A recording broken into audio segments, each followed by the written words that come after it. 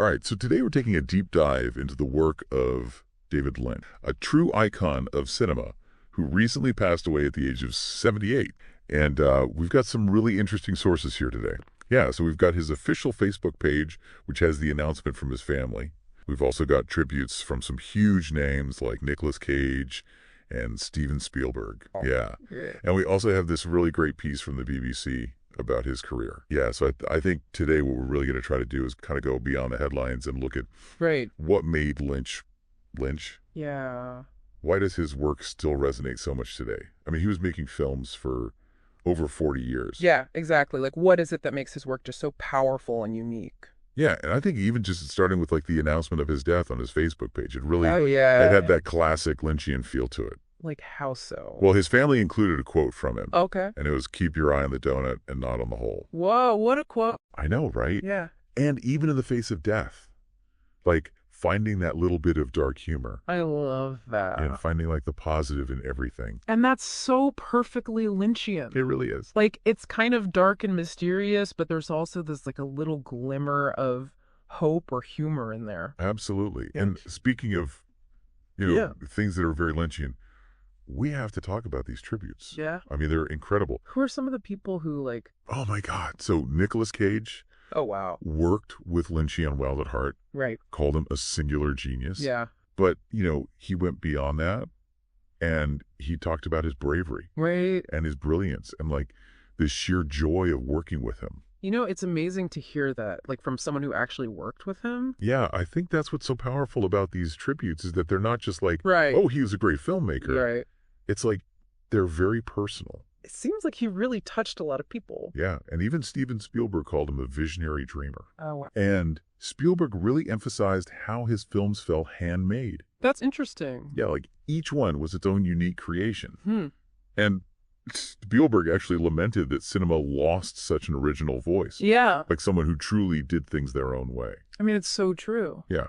And it's something that we've lost, I think. Yeah. So let's kind of dig into what made his style so distinct. Okay. Yeah. Because, like, everyone talks about the surreal and dreamlike quality of his work. Right. Like, that's what he's known for. Right. Yep. But can we break that down a bit? Like, what does that actually mean? Yeah, for sure. Like, how did he achieve that? Well, I think a good place to start is with Eraserhead. Okay. His 1977 film. Uh-huh. A lot of people consider it a masterpiece of the unsettling. Oh, yeah. It's definitely unsettling. It's full of, like, dark and disturbing imagery. Right. But it's more than just shock value. Okay. Like, Eraserhead actually grapples with some really complex themes. Okay. Like what? Like anxieties about fatherhood and responsibility, and even the industrial world around him. Interesting. And some people have argued that those themes like really echo Lynch's own upbringing. Okay. Like it's almost a coming of age tale, but it's filtered through this incredibly distorted and nightmarish lens. That's a good way to put it. Yeah, and that's really where we start to see that like distortion of reality and that playing with what's real and what's not, that becomes like his signature. Exactly. And you see it in so many of his films. Oh, yeah, absolutely. Mulholland Drive. Yes. Blue Velvet. Uh-huh.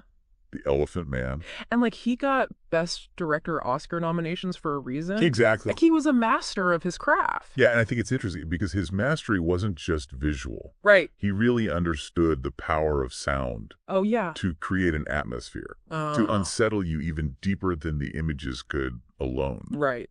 I think his long partnership with composer Angelo Badalamenti is key to that. Oh, for sure. Like their collaborations were amazing. Yeah, and Lynch, in a BBC interview, actually recalled telling Badalamenti that he wanted the music to be darker and heavier and almost foreboding. Wow. So he was very specific. He was incredibly specific about crafting the feeling of his films through sound. Yeah. It's like he was building these entire worlds. Right. Not just stories. Absolutely. And speaking of worlds. Yes. We can't forget Twin Peaks. Oh my God, Twin Peaks. I mean, that TV series back in the early 90s. Yeah.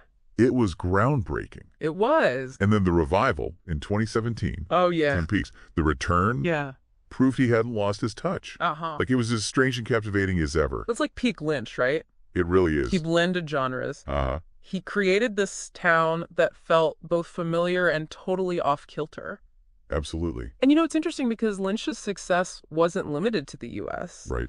He won the Palme d'Or at Cannes for Wild at Heart in 1990. That's huge. It's huge. Yeah. It shows his work resonated internationally, challenging audiences and critics alike. And then in 2020, he received an honorary Academy Award. Wow. Like a Lifetime Achievement Award. That's amazing. Yeah, it was really a recognition of his lifetime of pushing cinematic boundaries. He definitely pushed boundaries. It's funny. I feel like we need a whole other deep dive to truly grasp Lynch's work. Like we've only just scratched the surface. But I think this is a good start. Yeah. And I keep coming back to that quote, keep your eye on the donut and not on the hole. Right. What does that even mean? I know it's so cryptic, but I think that's what's so great about it. Yeah. Like, he's challenging us to look for the beauty and the meaning, even in the darkest and most unsettling corners of existence. Yeah, like maybe he's saying that the unknown, the surreal, is actually the path to something more. I love that. It's a fascinating question to ask as you explore his films. Yeah. They're not always easy watches, right, but they definitely stick with you. Absolutely. And maybe that's the donut he was talking about. Oh, wow. The lasting impact. Uh-huh. The questions that linger long after the credits roll. Yeah, that's a really great point.